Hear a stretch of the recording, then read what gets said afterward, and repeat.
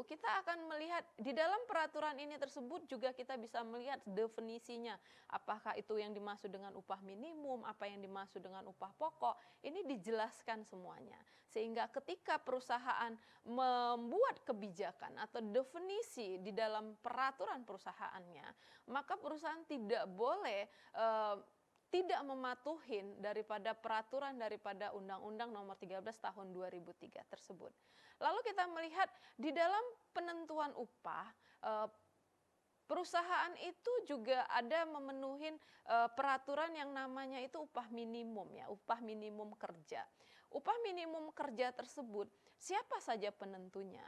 Di dalam ketentuan yang sudah ditetapkan oleh pemerintah, ada beberapa bagian di dalam penentu upah minimum.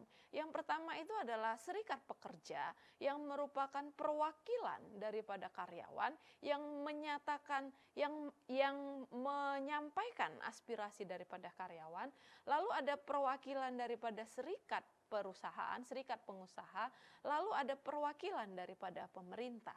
Jadi dalam hal ini serikat pekerja tersebut dianya itu memiliki wewenang di dalam proses pembentukan upah minimum tersebut. Lalu kita akan melihat ada beberapa peraturan pendukungnya yang berkaitan dengan ini. Ada Permenaker nomor 1 tahun 1999, bahkan ada yang peraturan terbarunya tersebut. Nah, di dalam hal itu kita akan melihat berbagai komponennya nanti. Lalu kita akan melihat lagi di dalam proses komponen upah dan non-upah.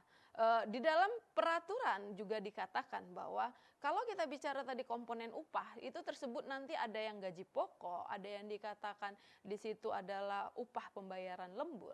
Lalu ada komponen yang dikatakan itu adalah komponen non-upah. Apa komponen non-upah? Maka komponen non-upah ini adalah dimaksudkan adalah fasilitas ya.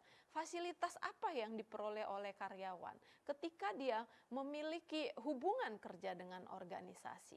Seperti misalnya nanti dikatakan itu adalah bonus ketika dianya itu mendapatkan rewards atas kinerja yang sudah dia berikan kepada organisasi.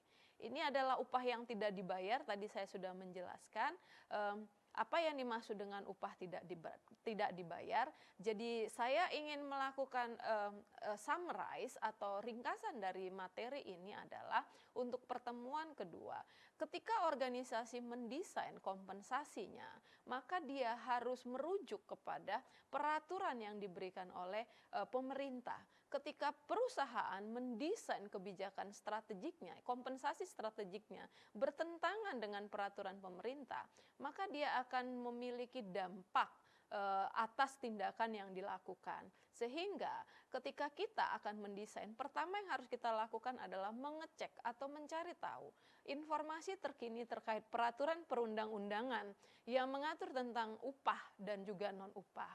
Lalu yang kedua adalah kita mendesain di mana letak kita tadi sehingga ketika kita mendesainnya kita tidak melakukan kita tidak bertentangan dengan peraturan, tetapi kita juga melakukan kebijakan tersebut itu sesuai dengan kapasitas organisasi di dalam hal ini adalah sumber daya keuangannya dan juga dapat membantu organisasi mencapai tujuan strategiknya. Demikian pertemuan untuk hari ini di dalam pertemuan kedua. Terima kasih.